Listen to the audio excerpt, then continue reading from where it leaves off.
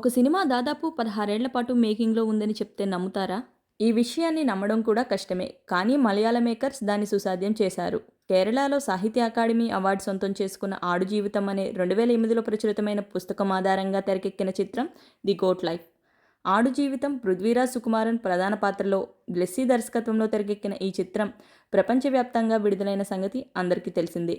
మలయాళంతో పాటు తెలుగు, తమిళ, హిందీ భాషల్లో ఏకకాలంలో విడుదలైన ఈ చిత్రం ఆడియన్స్ను ఆకట్టుకుంటుంది. 2018లో షూటింగ్ మొదలుపెట్టి 2022లో పూర్తి చేసి 2024లో విడుదల చేసిన సినిమా ఇది. ముఖ్యంగా ఈ సినిమాలో నటించిన హీరో పృథ్వీరాజ్ ఈ సినిమాలో నటించారనే కంటే జీవించారనే చెప్పాలి. ఆయన నటన ఈ సినిమాకి ప్రాణం పోసింది. నజీబ్ పాత్రలో ఆయన ఒదిగిపోయారు. తన నటనతో ప్రేక్షకుల్ని ఆ బాధను అనుభవించేలా చేశారు. ఆయన తెరపై కనిపించిన విధానం, పాత్రకి తగ్గట్టుగా ఎప్పటికప్పుడు తనని తాను మార్చుకుంటూ నటించిన తీరు సినిమాకి మెయిన్ హైలైట్ అనే చెప్పాలి. నజీబ్ భార్యగా సైను పాత్రలో అమలాపాల్ కనిపించారు. గృహిణిగా సహజంగా నటించారు. కేఆర్ గోకుల్ ఈ చిత్ర ప్రొడ్యూసర్లో ఒకరైన జిమ్మీ జీన్ కూడా చాలా బాగా నటించారు. సినిమాలోని ప్రతి ఫ్రేమ్ కూడా ఎంతో విలువైనదిగా, కళ్ళార్పకుండా చూడాలనిపించేలా ఉంటుంది.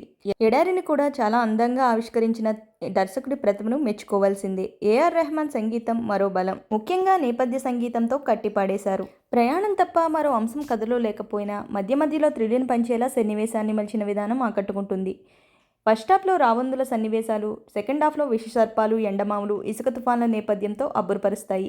విజువల్స్కి ప్రాధాన్యత ఇవ్వడంతో నిడివి కొంచెం ఎక్కువనే చెప్పాలి. కథ ఎంతకీ ముందుకు సాగకపోవడంతో పాత్రలు పడే బాధలకి అంతే లేదా అనే అభిప్రాయం కలుగుతుంది. అయితే మూవీని ఉన్నది ఉన్నట్లు చూపించడంలో దర్శకుడు ఆ పాత్రలో నటించేందుకు ఒప్పుకున్న పృథ్వీరాజ్ను మెచ్చుకోవాల్సిందే.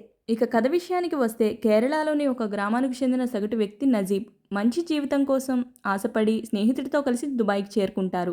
కొత్త జీవితం మొదలు పెడదామని ఎన్నో ఆశలతో దుబాయ్లో అడుగుపెట్టిన నజీబ్ తెలియకుండానే ఎడారిలో గొర్రెలు కాసే పనిలో ఇరుక్కుంటాడు. అక్కడ నుండి ఎలా బయటపడాలో తెలియక, ఎలా బ్రతకాలో అర్థం కాక నానా ఇబ్బందులు పడుతుంటారు. దుబాయ్ ఎడారుల నుండి నజీబ్ బయట పడగలిగాడా లేదా, ఈ ప్రయాణంలో అతడు ఎదుర్కొన్న కష్టాలు వంటివి తప్పకుండా సినిమాలో చూడాల్సిందే. అయితే ఈ సినిమాలో హీరో నటనకు గాను ఎన్ని అవార్డులు ఉంటాయో అన్నీ కూడా హీరో ఇంటికి చేరుకోవడం ఖాయం. ఒక నటుడిగా కంటే ఒక వ్యక్తిగా అతడు పడిన కష్టానికి ఇంతకన్నా ఏం చెప్పలేం. మొత్తంగా 16 ఏళ్ల కల ఈ సినిమా దాదాపు 10 ఏళ్ల పాటు స్క్రిప్ట్ పనుల్ని, 6 ఏళ్ల పాటు చిత్రీకరణ జరుపుకుంది. సుదీర్ఘకాలం తర్వాత ప్రేక్షకుల ముందుకు వచ్చిన ఈ సినిమా తప్పకుండా ఒక్కసారైనా చూడాల్సిందే. ఈ సినిమాని దర్శకుడు ఇతని జీవిత కథ ఆధారంగానే తెరకెక్కించారు. అసలు గోట్మ్యాన్ ఇతనే. ఈ వీడియో కనుక మీకు నచ్చినట్లయితే వీడియోని లైక్ చేసి, షేర్ చేసి నా ఛానల్ని సబ్స్క్రైబ్ చేసుకోండి. Thanks for watching.